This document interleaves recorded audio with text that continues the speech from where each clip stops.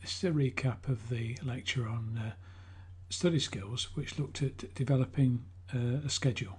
So last week we looked at why the HNC was important to you, both for your future aspirations, and then we also looked at the wider aspect of becoming an engineer and recognising that because you're going to become an engineer, this also means that you're going to be involved with learning for the rest of your working life. Bearing that in mind, developing successful study skills and techniques will actually help you, not just for the HNC that you're studying for at the moment, but also as you move into higher education or professional development. We looked at the different definitions of studying and learning and the roles of learners and teachers. And what we said was that studying is an activity, not a passive event, and that the role of the teacher is to support and guide the learning process, which actually means you've got to take a much more active part in your learning than you maybe have done in your previous studies. As a result of that, we talked about your concerns regarding studying. What was going to prevent you getting the qualification, and you came up with a number of different things, but these could be broadly categorised into three headings. First one was organising your time effectively. The second one was getting the most from the time you were spending studying, that's both at home and in class. And the third one was avoiding procrastination. So today what we're going to be looking at is how to organise your time, and in particular looking at developing a schedule or a study plan. Everybody here at HETA is aware that you're actually working and that you also have a life outside of HETA. So there are many demands on your time, and what we're expecting is that you have a think about how you can plan to get the balance right between your study, your work and the rest of your social life. So all learners have got multiple demands on their time, and this is especially true of you as working students. It's also important that you spend time with your family and friends, and if you don't do that, it's going to make your studying even more difficult because you're going to lose touch with the things that are important to you in your life. Also, we need to recognise that working all the time is very difficult, and you need to have some time in your schedule to enable you to recharge your batteries. Okay, so there must be a compromise. Now that could be a compromise in the amount of study that you would like to do, but also a compromise in the amount of social time that you have from now until you get your qualification. So if you look at your schedule and what you're going to have to try and fit in, everybody has different things that they do outside of HETA and outside of work. So let's have a look at some of the things you're going to have to fit in. Day release, work, studying, family, friends, sporting and social activities, special events, sleep, and some time when you can just switch off. Now those are some of the things. There may be that you have more that you need to fit in. So the problem then comes, how do you prioritise? Which is the most important? Well, as we've said before, they're all important, but when it comes to your schedule, some things are more flexible than others. So when it comes to developing your schedule, start off by looking at your work commitments. Determine how many hours you're going to have to spend working. Then look at your day release, because that's fixed, and your sleep. Nobody is expecting you to live on 3 or 4 hours sleep a night, because if you do that, you're just going to burn out. So you need to have good sleep patterns, particularly on the day before you come to HETA. Your family are obviously very important, as are your friends, and sporting and social activities. So how much time and what priority those are in your life depends on you as an individual.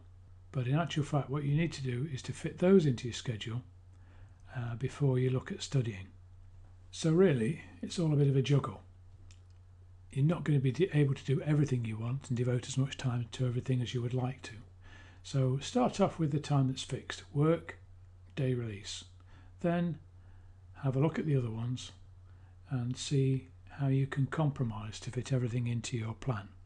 But before we say how many hours you need and how you fit them in on your plan, let's just look at studying time and how you can get the most from your studying time. Everybody is not the same.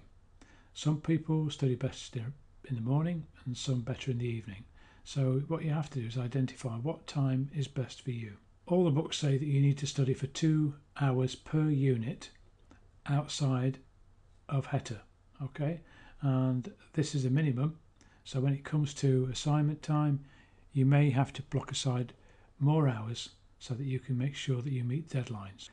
The other thing is that when you're actually studying, you can only concentrate for a limited period of time. As you become more adept at this and you practice more, you'll be able to get more time in, more useful study time in.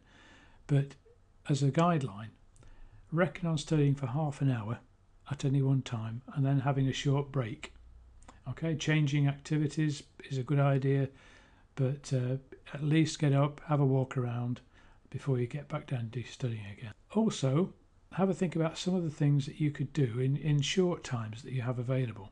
So if, for example, you're commuting and you're sitting on a bus for 20 minutes, is there something useful you can do in that time? If you have an hour lunch break, can you split that up and maybe do half an hour for eating and half an hour for doing something else? When it comes to physically drawing up the schedule, there's lots of tools that you can use. You may start off with pencil and paper, a diary, a spreadsheet, set up a word process document, or use your PDA. Now, each have their own advantages and disadvantages, but when it comes to how effective they're going to be, let's look at some of the important features that you should be looking for. First one is it should be easy to access. It's pointless having a piece of paper that's on your desk when you're out and about. So you need to have easy access to it. It needs to be quick to set up. You shouldn't be spending weeks developing your study schedule. This should be something that you can do very quickly, half an hour to an hour. And then afterwards it should be easy to update and easy to modify. So bearing that in mind and how much time we have available, I'm going to go through one solution with you, and I've actually put together a tutorial which is on the website which you can look at to see if that's going to help you. So I'm going to look at a cloud-based diary calendar which has, because that has some distinct advantages. First one is it's free. That's always good. Next one is it actually works across operating systems, so it doesn't matter if you've got Apple Mac, it doesn't matter if you've got a PC, it doesn't matter if you've got Unix, you can use this on anything. Okay. Cloud-based diaries are easy to modify. One of the other advantages, they allow you to use recurring events, so you can block in something for 1 week and then you can carry it through for the rest of the year if you want to. It can be synchronized with personal diaries. So if you've got, if you use a diary already and you have birthdays or interviews or social events, then those are there, and you can synchronize it with your cloud-based diary so that you automatically flag up if there's a clash, and you can adjust your schedule to fit in with other things that are happening to you.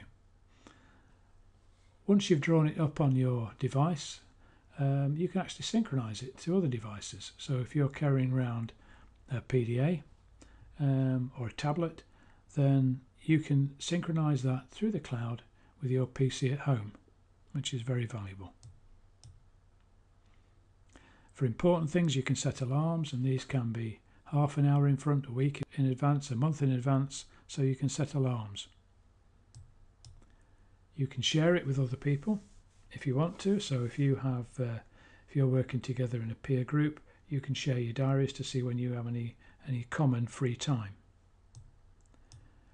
You can color code it to make it easier to pick things out.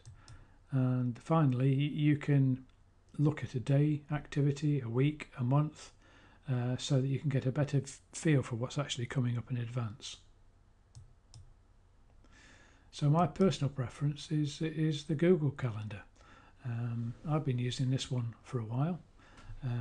It's very easy to use, and the nice thing for me is that I've got an Android device and I can download an Android app for my telephone, also for my tablet, and I can set up a page on the front of there so that I've got easy access to what's coming up. So, filling in the schedule. Your work hours come first, then your day release hours. Sleep time, because it's important that you have rest before you start studying, and you also have time to recuperate. Then fill in your social, family, sporting time. I would also recommend that you build in some flexible time during the week, because as we've said, when it gets nearer to assignments, you're going to have more time for doing your assignments. But also it's important that when you do stick to your study plan, you can give yourself some time off, so you can use this as a reward. But also it's there in case you don't manage to get your study time in, so you know that if you don't do your studying, then you have to use that time. So when it comes to the study time, first thing you have to determine is if you're an early bird or a night owl, and this should give you an indication of when you're going to have to do your studying. If you're an early bird and you're working, then this is the weekend time that you're going to have to spend most of your time doing your studying. If you're a night owl, then after work is great. You know, you can actually do your studying then. Try and remember you should be using half-hour slots with short breaks in between, and if possible, fit some of these in during the day. You should be doing a minimum of 2 hours per unit, and don't do all your studying for one unit in one sitting. Remember, if you're doing half an hour slots, then in actual fact what you could do is you could spread that over 4 private study sessions. That way you'll get more from it. So you've got your day release day.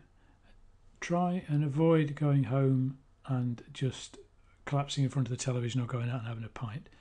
Try and do an hour after your day release day, because this is vitally important for a number of reasons. You can use that as time to reflect on what you learnt in the day. Get your notes out, have a look through the notes. Are there things in there which you didn't really understand? If there are, make a note of them. Failing that, just reading through your notes soon after your day release day will help you to reinforce what you learnt, and you'll remember a lot more by studying quickly your notes. Try to spend some time every day. Doing that, it spreads the load out over the week, but also if you know you're going to be studying at one time every day, it's easier to say, right, I'm going to sit down, do my studying now and get it out of the way, rather than prevaricating.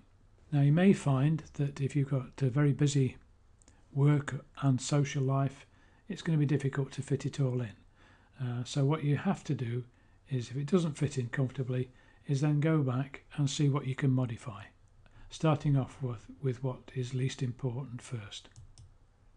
So the first thing that may have to go is your weekend lie-ins. So is it really productive to stay in your bed till noon on a Saturday and Sunday when you can actually get up and do a couple of hours studying? Also, when you look at your social life, your family time, you may have to restrict the number of hours, but what you can do is make sure that what you do, you make the most of it. So do something really good in that time and plan it in. So what we'll be looking at next is effective studying, followed by the final session, which should be on techniques to avoid procrastination. On the website richardsummerfield.org, you will find a tutorial on using the Google Calendar, and I hope you use that and find that it actually helps you. If not, come back to me. If there's something else you would like me to put together, again, come back to me. Cheers and good luck.